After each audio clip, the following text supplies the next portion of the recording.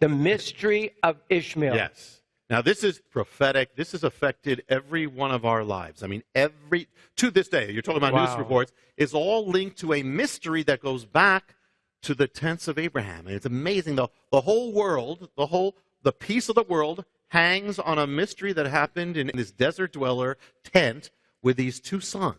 And it's behind everything from Islam to Muhammad to Osama bin Laden to Yasser Arafat to the threats on America, all the way back to Abraham's tent. I mean, really, every answer is in the Bible. And so we go back to Abraham. God gives him the promise, I will give you a son. A great nation will come from you.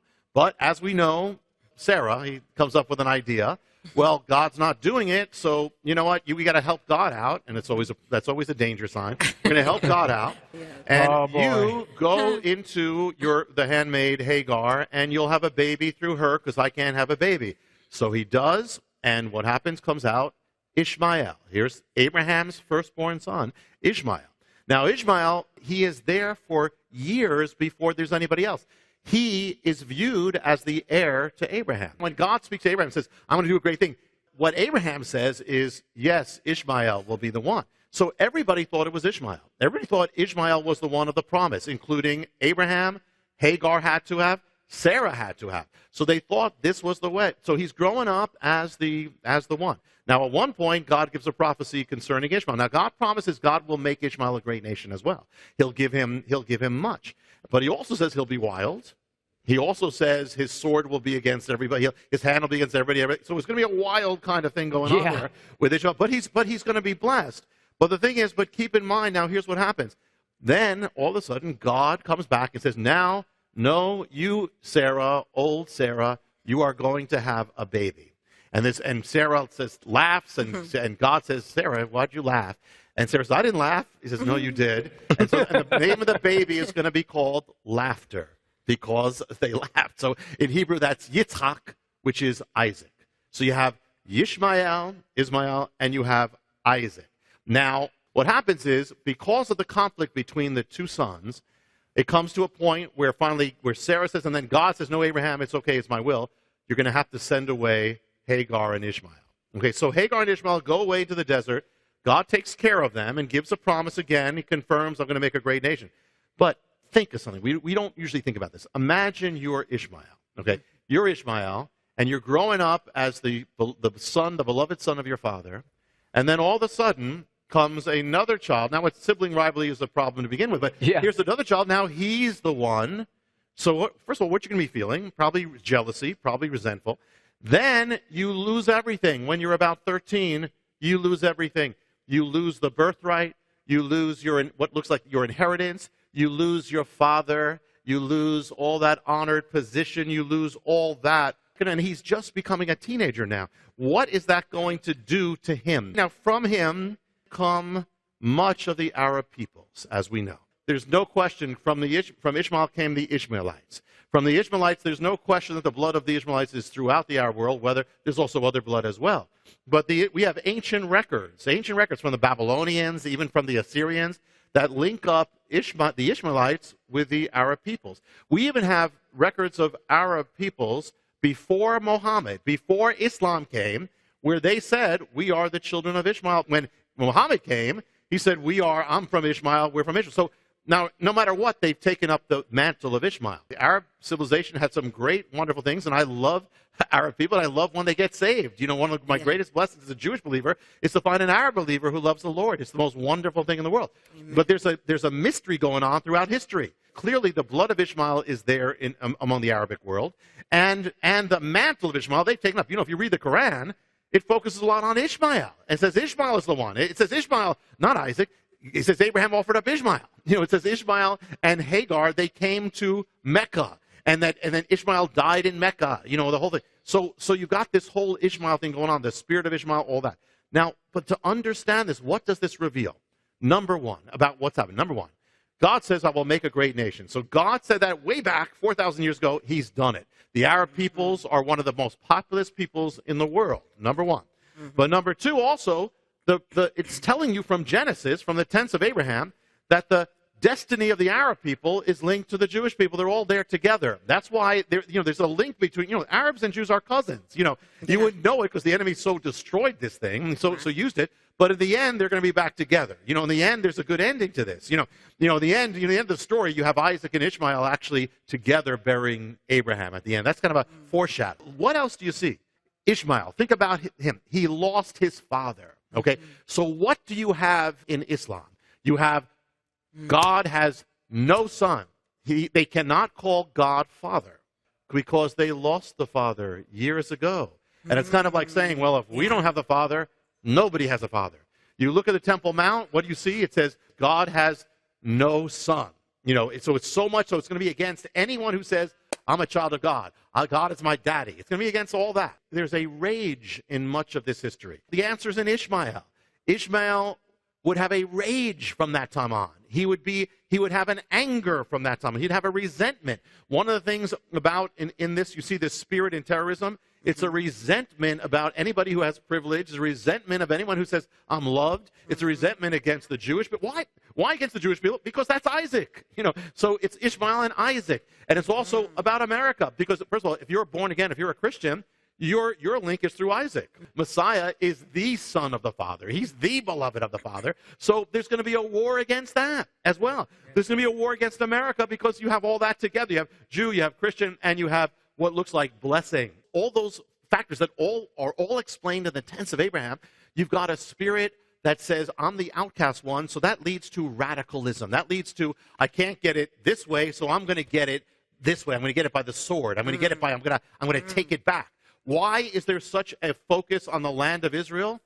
It's all there in that mystery. Why? Because that was the inheritance of Isaac from Abraham. That's what Ishmael thought should have been his, the land of Israel. Now, the Arab people have much more land, have gigantic areas, but there's a concern about this little land because that's what Ishmael lost in his mind. It's the land of Israel. What also was the promise? The covenants, all that came from Abraham to Isaac. The covenants, the revelation of God, that came through Isaac, came through Israel. So what did Ishmael do? Well, we're going to have our own revelation. We're going to have our own religion, and we're going to take back everything, and we're going to say they all belong to us. Now we take the prophets, we take Jesus, but we'll call him a prophet. We'll take everything you have, but we'll say we'll make it, and we're better. We've got more. That's exactly the spirit of Ishmael. That's the whole mystery. Do you know that if you go to a city, even Jerusalem, the mosque has to be the tallest thing in the city? Why? It's like saying, I'm going to prove myself, and I'm bigger, I'm higher, I'm better.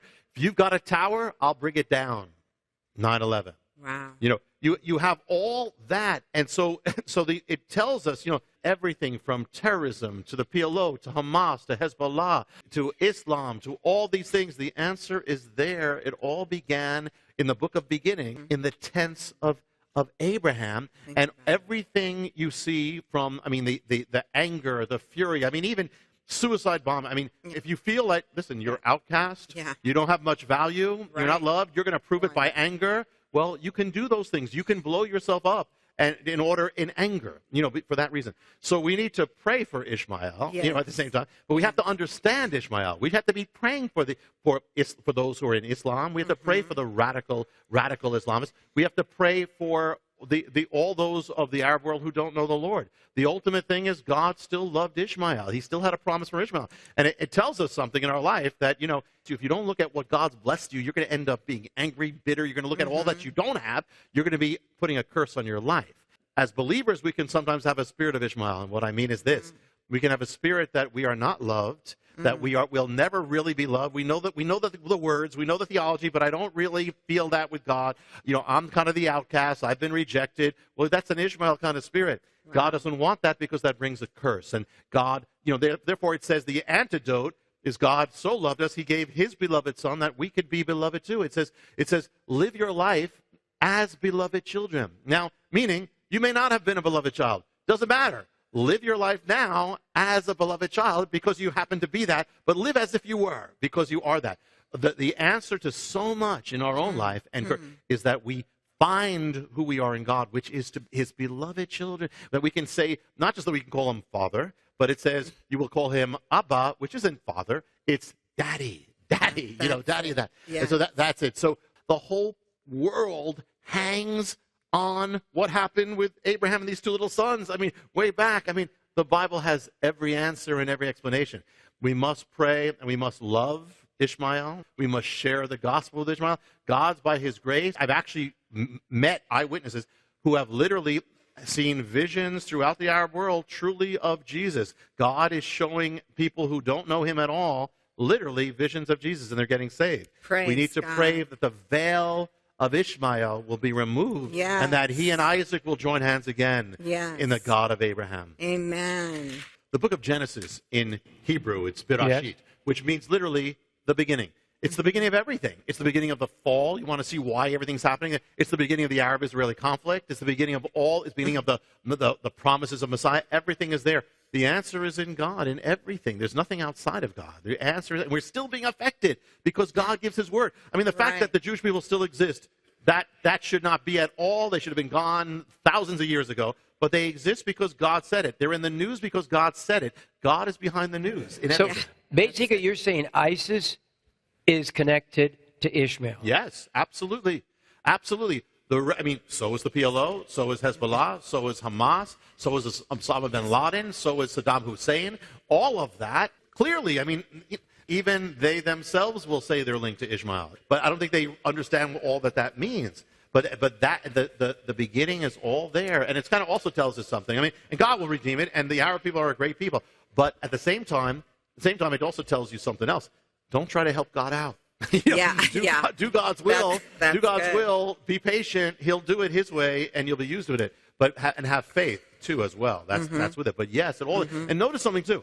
When Isaac, in a sense, came back to the land, that's when all this hell started. That's when when the Jewish people came back to their inheritance. That's when everything went crazy in the world. Among Ishmael, but also, remember, the enemy knows a bit about the future. He knows enough that when the Jewish people come back to that land, it is a sign that his game is up. It is a sign that Messiah is coming.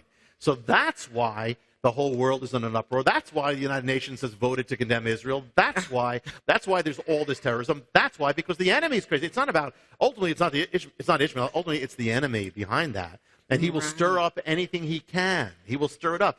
God would view it, God's plan would be one day that Isaac and Ishmael will join hands. And that's in the Bible. There's going to be that in that day. But the enemy does everything he can to mess everything up. It's hard to even imagine that, but it's going to happen. It's true. It's true. But it's a sign of the enemy. When the enemy goes crazy, and a little word to our lives, again, so true. When the enemy goes crazy, don't get discouraged. When you're being attacked, you're in God's will. Don't get encouraged, because it is a sign of how big the purposes of God is for your life. Amen. The enemy's not wasting his time. He knows. I've got to So ask you a question while we're still on this. Yeah. You mentioned the different countries in the line of Ishmael. Could you name them again for me? Name some of them? Yeah, I will say it this way. There's no question that the blood of Ishmael is throughout the Arab world. This would affect the nation of Jordan, which, by the way, also has Edom, also has Esau in it. That's Edom. That's where Esau was. Lebanon, Syria, Iraq, Saudi Arabia, Bahrain, Kuwait, Dubai. Basically, the whole Egypt, somewhat. Egypt has a lot of others. Egypt actually don't consider themselves Arab. They have others in it, but they have some. No question, there's some. But through the entire, all those things, basically, that have warred against Israel. If you look at the wars on Israel, Iran is not Arab. Iran is Persian. And that's a whole mystery. And even there's a link with that in the Bible. Even what's happening in Iran is linked to that. But nevertheless, even those that are not by blood, they have done so by spirit. They are of the Quran. The Quran is saying we have the mantle of Ishmael. So even by blood or by spirit, it's Ishmael.